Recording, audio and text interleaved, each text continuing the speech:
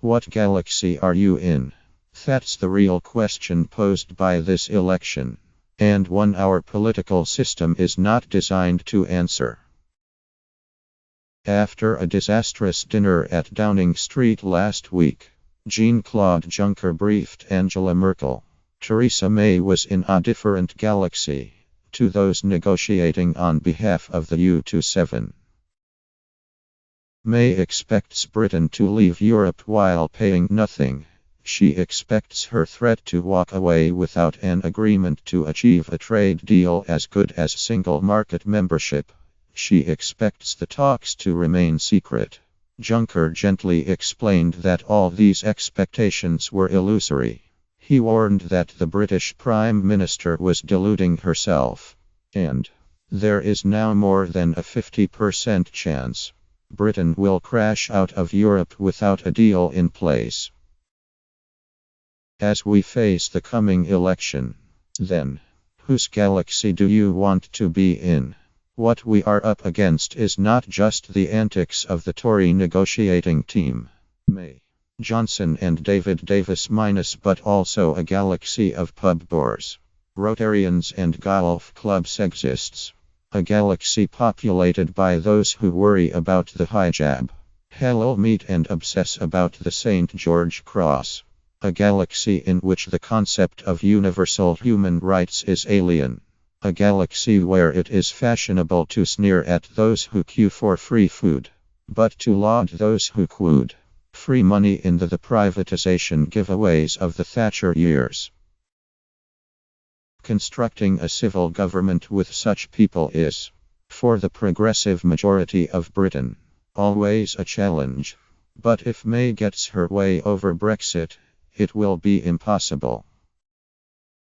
The election has become a power grab by the racist pub bores of Britain. And this is how we can stop it. First, to recognize that the issue of competence and coherence in the anti-Tory camp matters.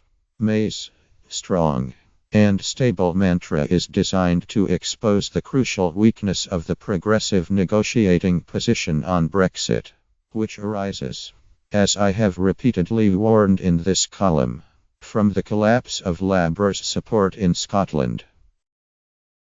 Even before Brexit, English voters swung away from Labour when it seemed the party might be prepared to govern in coalition with the SNP.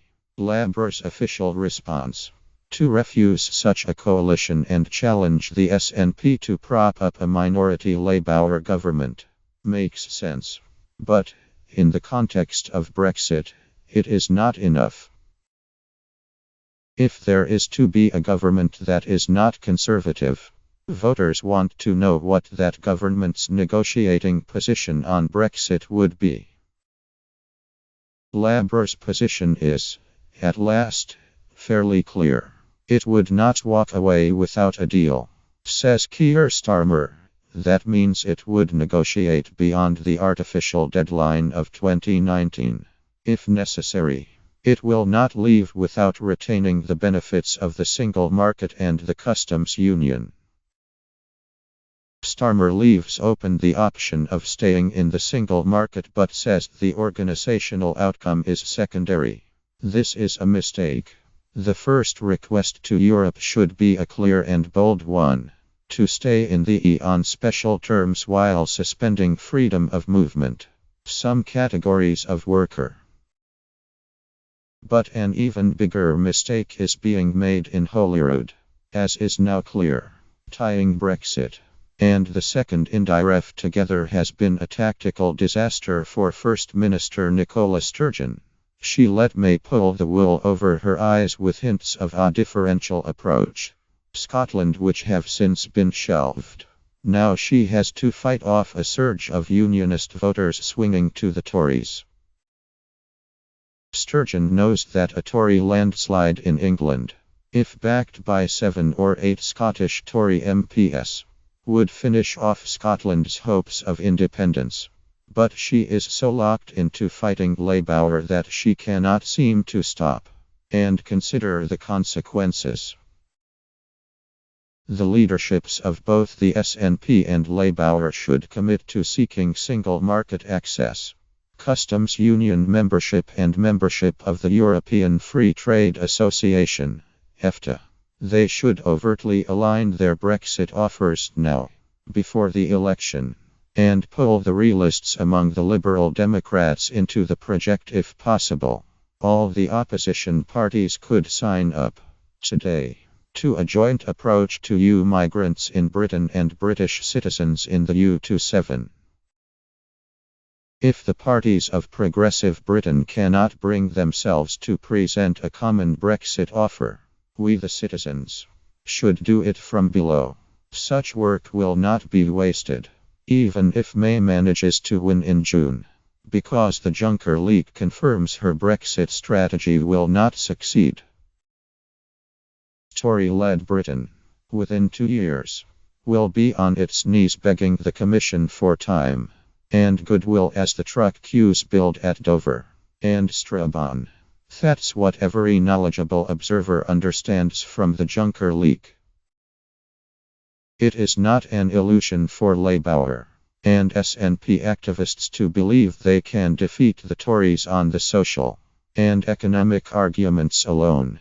But if they begin to, and the polls narrow, the coalition of chaos mantra will eclipse the strong and stable one. Meanwhile, inhabitants of the right-wing nationalist galaxy are creating their own coalition of cruelty around May's Brexit plan. That is the meaning of UKIP's polling slump.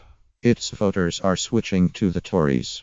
Whether you are Labour, Lib Dem or Nationalist, you will face a Tory-UKIP alliance in all but name in key constituencies.